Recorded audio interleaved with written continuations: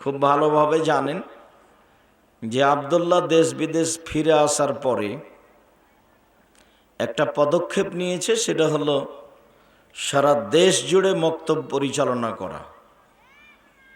ইতিমধ্যে তারা প্রায় 350-400 মক্তব চালু করেছে এবং আশা করছে যে তারা দেশ জুড়ে মক্তব চালু করবে, যেখানে শিক্ষা কার্যক্রম আর দাওয়াতি কার্যক্রম থাকবে।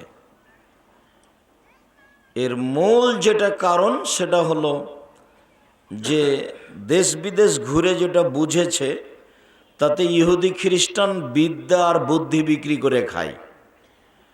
ওরা বিদ্যা আর বুদ্ধি দিয়ে আমাদের ঘাল করেছে, যার কারণে আমাদের ছেলেরা মাথার চুল উপরে বড় করে রেখেছে, চতুর্দিক ছোট করে রেখেছে, মানে কাজা, এটা হারাম।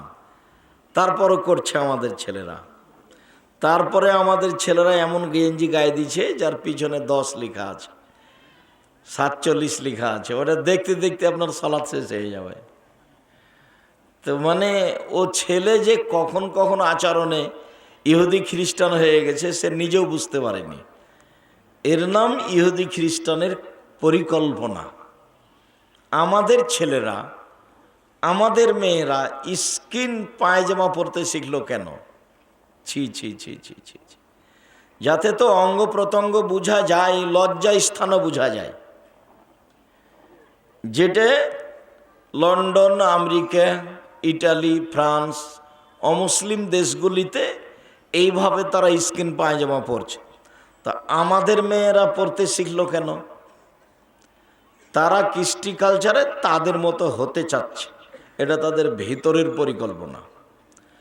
তা আল্লাহর নবীও তাই বলছেন।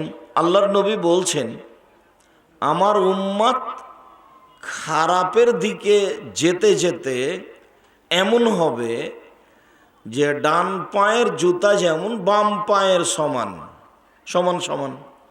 তো আমার উম্মত খারাপের দিকে যেতে যেতে ইহুদি খ্রিস্টানদের মতো খারাপ হয়ে যাবে। আবার বললেন যে ডান হাতের বিঘত যেমন বাম হাতের সমান। তো ডান হাতের বিঘত যেমন বাম হাতের সমান, আমার উম্মত খারাপের দিকে নামতে নামতে ইহুদি খ্রিস্টানদের সাথে সমান সমান হয়ে যাবে। এরপরে আল্লাহ রসুল কথার নিচে নামতে লাগলেন। রাস্তার নিচে নয়, কথার মানগত নিচে নামতে নামতে বলছেন, ইহুদি খ্রিস্টান যদি মায়ের সাথে জেনা করে থাকে তো আমার উম্মত মায়ের সাথেও জেনা করবে। বুঝতে পারলেন কেন আমাদের ছেলেরা এইভাবে চুল ছাঁটা শিখলো? এটা তো কাজা হারাম। কেন আমাদের ছেলেরা টাকনুর নিচে প্যান্ট পরা শিখলো? কেন আমাদের ছেলেরা দাড়ি চাঁচা শিখলো? কেন আমাদের ছেলেরা সকালে একজন আরেকজনের সাথে সাক্ষাতে গুড মর্নিং শিখলো? সেটা ওদের সাথে বলবে, নিজের মুখে কেন? কেন আমাদের ছেলেরা হ্যালো শিখলো সালাম বাদ দিয়ে? কেন আমাদের ছেলেরা জাযাকাল্লাহ খায়ের না বলে থ্যাংক ইউ বলা শিখলো? থ্যাংক ইউ দিয়ে কি হবে? আপনি 1 গিলাস পানি আমাকে দিলেন, তো আমি বললাম থ্যাংক ইউ। আর আপনাকে যখন আমি 1 গিলাস পানি দিলাম তখন আপনি বললেন জাযাকাল্লাহ খায়ের। ওহ, আপনি এটা ভালো কাজ করলেন, আমারও খুব পিপাসা লেগেছিল, তো 1 গিলাস পানি দিলেন, জাযাকাল্লাহ খায়ের। তা আপনি বললেন জাযাকাল্লাহ খায়ের, এর মানে কি? এর মানে হলো এই যে 1 গিলাস পানি যে আপনি দিলেন, এর বিনিময়ে আল্লাহ আপনাকে দেখে, আল্লাহ আপনাকে দিবে। যদি আমি মানুষ, আপনি মানুষ, আপনি আর কতটুকু আমাকে বিনিময় দিবেন? আপনি এমন দোয়া করলেন, বিনিময় দেওয়ার জন্য কাকে বললেন? আল্লাহকে বললেন। তা আমি একদিন বিপদে পড়েছি, তা আপনি যে দোয়া করে রেখেছেন যে জাযাকাল্লাহ খায়ের, আল্লাহ আপনাকে উত্তম বিনিময় দান করুক, সে বিপদে পড়েছি আমি আমেরিকায়। তখন আপনি যে আমার জন্য দোয়া করে দিয়েছেন, ওইটা দিয়ে আল্লাহ আমাকে বাঁচিয়ে দিবে। তো আপনি যে থ্যাংক ইউ বললেন, ওটাতে কি আছে বলেন তো? আরে জিরোর তো দাম আছে। জিরো বাম দিকে বসালে কিছু হয় না, কিন্তু ডান দিকে বসালে খুব লাভ। একের পাশে 0 দিলে 10, আর একটা দিলে 100, আর একটা দিলে 1000। বিশাল ব্যাপার।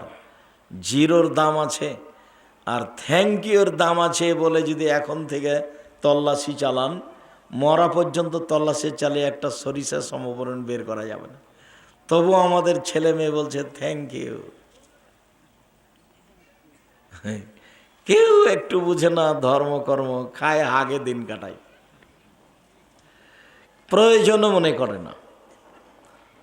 তো ইহুদি খ্রিস্টানদের কবল থেকে, তাদের নোংরা পরিকল্পনা থেকে জাতিকে আদর্শ আকীদায় রক্ষা করার জন্য এই ব্যাপক বিশাল প্রোগ্রাম দেশ জুড়ে মক্তব পরিচালনা করা, যেখানে থাকবে শিক্ষা কার্যক্রম, যেখানে থাকবে দাওয়াতি কার্যক্রম।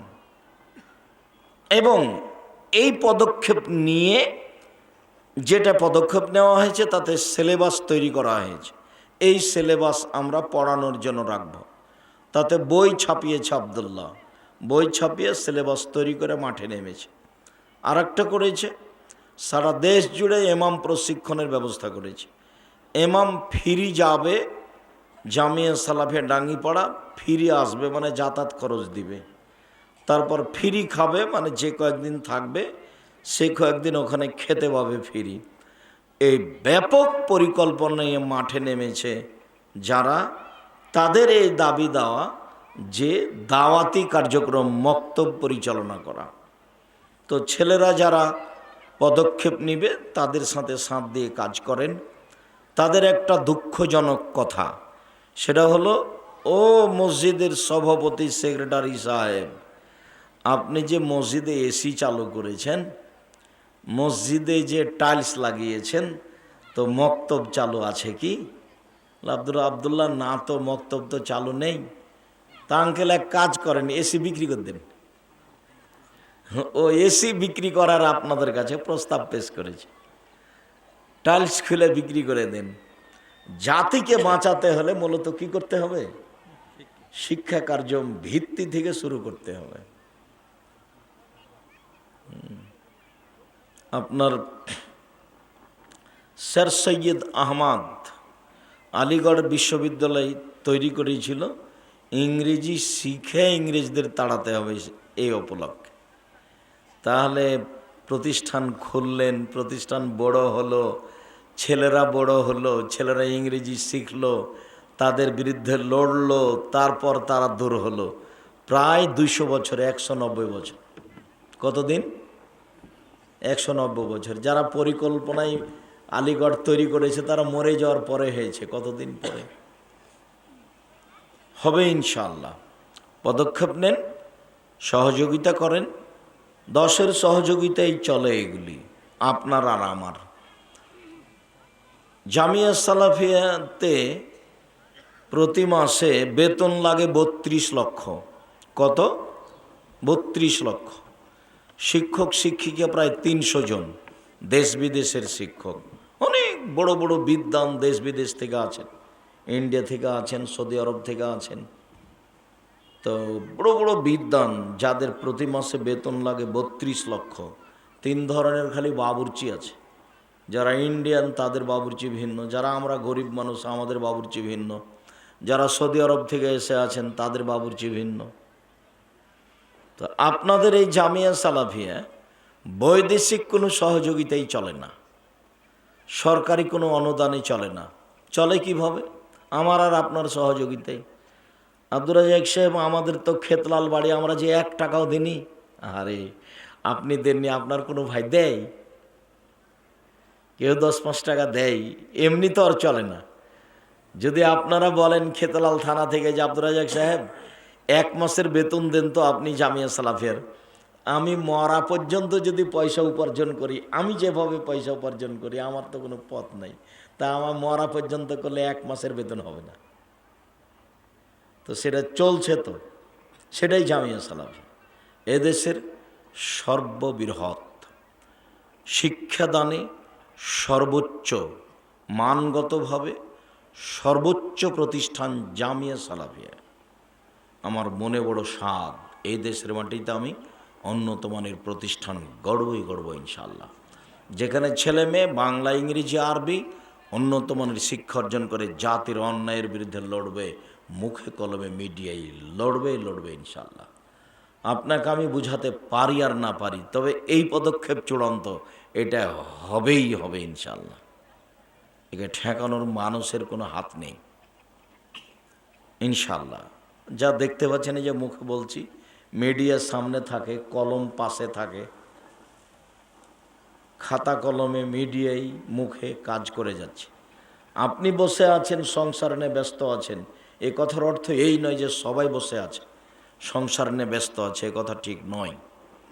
তবে আপনি সংসার করেন, ওদেরকেও একটু বিবেচনা করে মূল্যায়ন করিয়েন, তারা তাহলে কাজ করতে কি পাবে? সহায়তা পাবে, কাজ করে শান্তি পাবে। কেউ 10 টাকার করবে, কেউ 10,000 টাকার করবে, তারপরে দেখবেন যে কাজটা চলছে। আলহামদুলিল্লাহ জামিয়া সালাফিয়া চলছে। প্রত্যেক দিন বিকালে লেবার মিস্ত্রি, টিন মিস্ত্রি, রাজমিস্ত্রি, স্যানিটারি মিস্ত্রি, আপনার কত যে মিস্ত্রি আছে, তাতে বিলি আসে 40, 50 হাজার, 80 হাজার, লাখের মতো। প্রত্যেক দিন বিকালে এরকম বিল আসে। জামিয়া সালাফে 5,000 ছেলে মেয়ে পড়াশোনা করে। কতটি? 5,000। জামিয়া সালাফে ডাঙ্গিপাড়াতে একটা মসজিদ 4 তলা হয়েছে, যার একতলায় 3,000 মানুষ সালাত আদায় করতে পারে। আর রূপগঞ্জ, নারায়ণগঞ্জ, ঢাকায় একটা শুরু হয়েছে কাজ, ওর একতলাতে 10,000 মানুষ সালাত আদায় করতে পারবে একসাথে। ওর জন্য জমি হলো 2 একর, 200 শতক, 6 বিঘা একটা মসজিদের জন্য।